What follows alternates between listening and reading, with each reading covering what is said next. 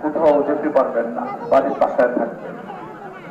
তারপরও আমি ভাবতে পারি না যে আজকে যে এই ঐতিহ্যবাহী ঈদগাহ গাউসিয়া কলিগুন্ডা ঈদগাহ ময়দানের প্রাণপ্রিয় গ্রামবাসীদের সম্মানিত মুসল্লিদের নিয়ে আমি নামাজ পড়তে পারবো, আমি ভাবতে পারি না। আমি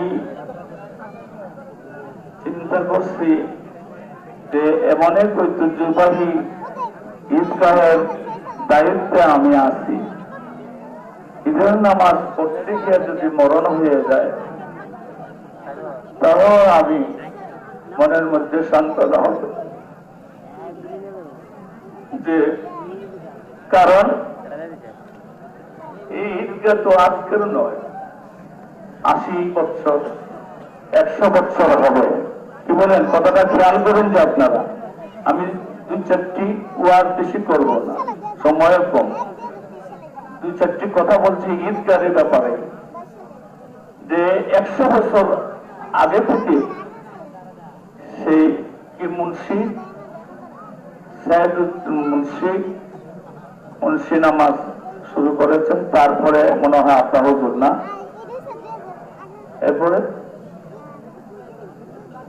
আপনার হুজুর সৈয়দ আব্দুল্লাহ রহমতুল্লাহ আলাইহি, তারপরে মৌলানা সাহেব না লালমনি সাহেব, তারপরে আমার উপর দায়িত্ব আসছে।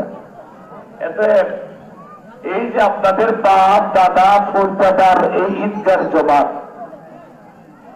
তারা এত জ্ঞানী ছিল, আপনাদের মুরব্বিয়ান এত জ্ঞানী এবং আমলদার ছিল। ঈদের জমাত সবচেয়ে ফজিলত ঈদগাহ ময়দানে পড়া। সুবহানাল্লাহ। রাসূল পাক, কথা খেয়াল করেন যে আপনারা, ঠিক আছে? কথা বুঝতেছেন নি আমার? রাসূল পাক সাল্লাল্লাহু আলাইহি সাল্লাম মদিনা শরীফে গেছেন পরে, তখন দেখে মেলা হয়, খালি মেলা। জিজ্ঞেস করছেন, এইটা কি তোমরা এই মেলা আর আমরা আনন্দ করি, এটা পূর্বপুরুষের স্মৃতি। তখন রাসূল পাক মুসলমানদের সাহাবায়ে কেরাম এবং যারা আছেন সবরে ডেকে বললেন যে দেখো, আল্লাহ তাআলা তোমাদেরকে এমন একটা সুন্দর মেলার ব্যবস্থা করে দিয়েছেন, সুন্দর ফজিলতের ব্যবস্থা করে দিয়েছেন, 2টা ঈদের ব্যবস্থা করে দিয়েছেন। এই 2 ঈদের মেলার পরিবর্তে 2 ঈদের নামাজ পড়া হবে এবং এটার মধ্যে যে আনন্দ, দুনিয়াতে ও আখিরাতে আনন্দ পাবে। কারণ সুবহানাল্লাহ, তোমরা এ থেকে রাজি আছো? তখন সাহাবায়ে কেরাম সবাই বলছে ইয়া রাসূলুল্লাহ, আল্লাহু আকবার। এখানে একটা প্রশ্ন আছে, মসজিদুন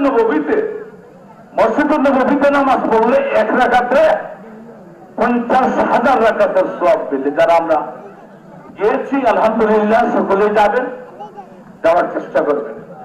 তাহলে রাসূল পাক সাল্লাল্লাহু আলাইহি ওয়াসাল্লাম কেন মসজিদুন নববীতে 2 রাকাত নামাজ ঈদের ফিতর আদায় করলে কত 1 লক্ষ কত রাকাত, 1 লক্ষ রাকাতের সওয়াব